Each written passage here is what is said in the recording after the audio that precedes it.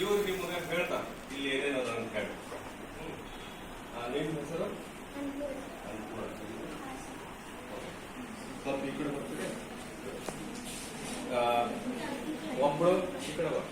ಇದು ನಿಮ್ಮ ಗುಂಪಿಂದ ಆಕ್ಟಿವಿಟಿ, ಈಗಿದ ಇಲ್ಲಿ ಒಂದು ಆಕ್ಟಿವಿಟಿ. ನೀನು ಇಲ್ಲಿ ಏನೇನದ ಅನ್ನೋದನ್ನ ಅವ್ರಿಗೆ ಹೇಳ್ಬೇಕು.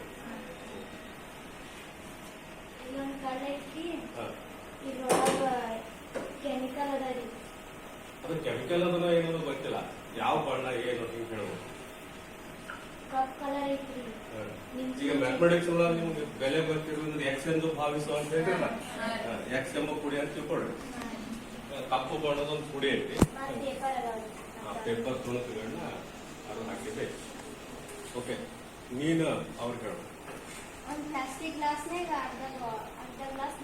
ನೀರಂತ ಹೆಂಗ್ ಗುರುತು ಮಾಡ್ಕೊಂಡಿ? ನೀರಿನ ಇದೆ ಕಾಣ್ತಾ ಇದೆ. ಓಕೆ, ಅದು ನೀರಾಗಿ ಕರೆಕ್ಟ್ ಆಗಿ ಜಜ್ಮೆಂಟ್ ಮಾಡಿದ್ವಿ.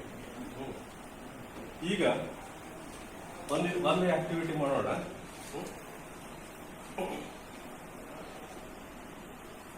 ನೀನು ಗುಂಪಿನ ನಾಯಕ ನೋಡ್ತಿರ್ಬೇಕೀಗ ಏನೇನು ಬದಲಾವಣೆ ಆಗ್ತದೆ, ಯಾವ್ದು ವೀಕ್ಷಕ ವಿವರಣೆ ಕೊಡ್ಬೇಕು. ನಾನು ಏನೋ ಒಂದು ಪದಾರ್ಥ ಹಾಕಾಗತ್ತೀನಿ,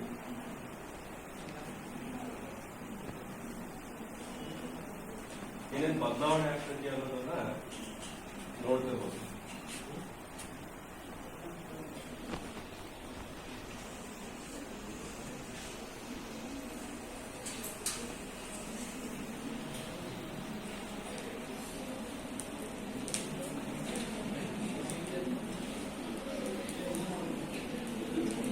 ನೀವು ಗುಂಪಿನ ಸದಸ್ಯರಿಗೂ ಅದು ಇವಳು ಯಾವ ಗುಂಪಿನ ತಂಡದ ನಾಯಕ? ಬಹಳ ಎಚ್ಚರಿಕೆ ಇದ್ದಾರೆ. ಆಕಿ ಬೆಂಕಿ ಹೊತ್ತಿಸ್ಬಿಟ್ರು ನೋಡಿ ಅಂತ.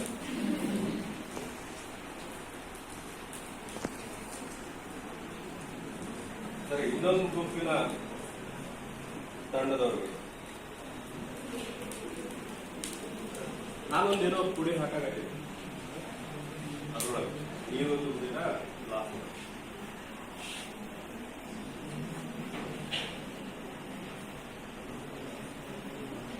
ಏನಾದ್ರು ಬದಲಾವಣೆ ಇಲ್ಲ.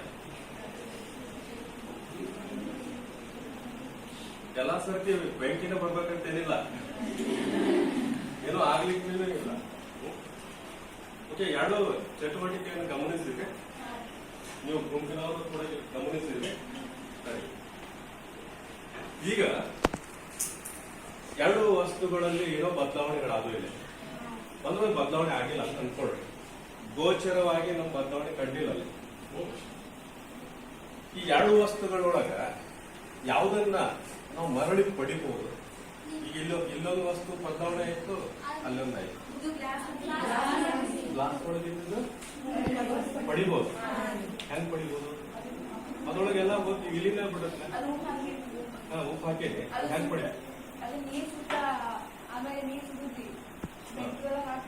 ನೀರ್ ಸುಡ್ತಾರ?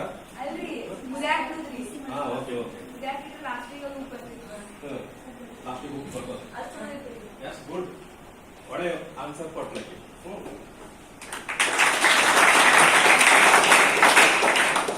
ಖುಷಿಯಾದ ಚಪ್ಪಾಳೆ ಕಟ್ಬೋದು. ಸರಿ, ಒಂದಂದ್ರೆ ನಮ್ಗೆ ಪಡಿಲಿಕ್ಕೆ ಸಾಧ್ಯದ, ಇನ್ನೊಂದಂದ್ರೆ ಇಲ್ಲಿ ಪಡಿಲಿಕ್ಕೆ ಸಾಧ್ಯತೆ ಇಲ್ಲ. ಇದ್ರೊಳಗೆ ಯಾವ್ದ ಹೊಸ ಒಂದು ವಸ್ತು ಅನ್ನೋದು ಎಲ್ಲಿ ನಿರ್ಮಾಣ ಆಯ್ತು? ಇದರಲ್ಲಿ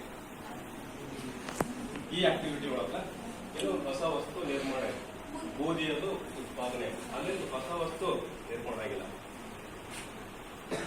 ಈ ರೀತಿ ಹೊಸ ವಸ್ತು ನಿರ್ಮಾಣ ಆಯ್ತು ಅಂದ್ರ ಇಂಥ ಒಂದು ಬದಲಾವಣೆಗಳಿತ್ತು ಅಂದ್ರ ಅವುಗಳನ್ನ ರಾಸಾಯನಿಕ ಬದಲಾವಣೆಗಳು ಅಂತ ಕರೀತೀವಿ.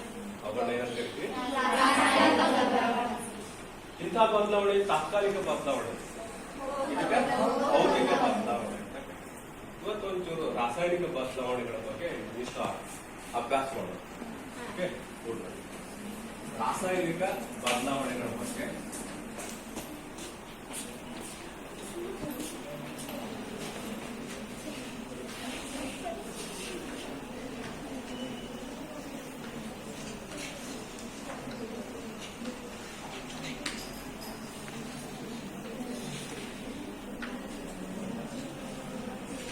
ಈ ಎರಡೂ ಗುಂಪಿಗೆ ಒಂದಿಷ್ಟು ಪೇಪರ್ ಕೊಡ್ತೀನಿ ನಾನು ಈಗ